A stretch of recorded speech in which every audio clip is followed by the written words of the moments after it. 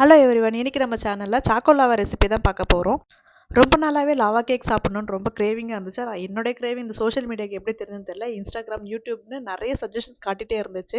இப்போ ட்ரெண்டாக போய்கிட்டு இருக்க பனியார சட்டியில் லாவா கேக் எப்படி பண்ணுறதுன்னு தான் பார்த்துட்டு இருந்தேன். நானும் ஃபஸ்ட் டைம் இப்போ ட்ரை பண்ணுறேன்.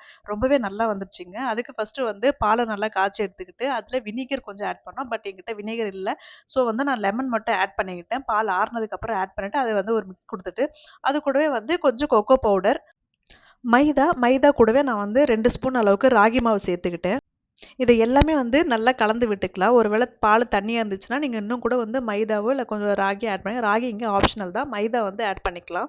கூடவே வந்து நான் ஸ்வீட்டுக்கு ஒயிட் சுகர் இல்லாமல் நாட்டு சக்கரை போட்டுக்கிறேன். நாட்டு சக்கரை போட்டதுக்கப்புறமா சன்ஃப்ளவர் ஆயில் வந்து ஊற்றிக்கிறேன். எதுவுமே நான் வந்து மெஷர்மெண்ட் பண்ணவே இல்லை. எனக்கு எந்த அளவுக்கு கரெக்டாக இருக்குன்னு தோணுச்சோ எல்லாமே அந்த அளவுக்கு தான் போட்டிருக்கேன். ஸோ இங்கே மெஷர்மெண்ட்ஸ் நான் எதுவுமே எடுக்கலை.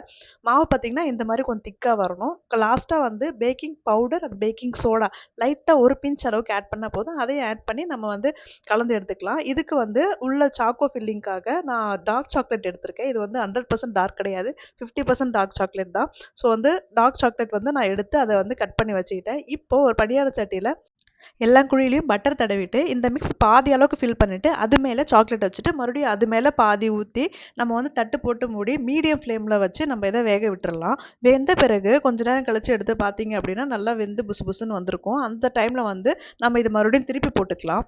ஸ்டவ் வந்து மீடியம் ஃப்ளேமில் வச்சு மறுபடியும் இதை திருப்பி போட்டு அதை மறுபடியும் வந்து வேக விட்டுறலாம்.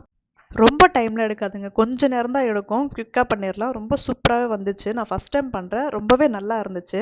இதை டெக்கரேட் பண்ணுறதுக்காக நான் கொஞ்சமாக கோகோ பவுடர் தூவிக்கிறேன். நம்ம வந்து சாக்லேட் சிரப் இருந்தாலும் அதுவும் அது மேலே தூவிக்கலாம். பட் வீட்டில் சாக்கோ சிரப் இல்லை. அதனால நான் இப்படியே எடுத்து என் குழந்தைக்கும் கொடுத்தேன். இப்போ பாருங்கள் எவ்வளோ சூப்பராக வந்து அது வெந்து வந்திருக்குன்னு சொல்லிட்டு. உள்ளே பார்த்தீங்கன்னா அவ்வளோ க்ரீமியாக இருந்துச்சு. கண்டிப்பாக நீங்களும் ட்ரை பண்ணுங்கள். பாய்.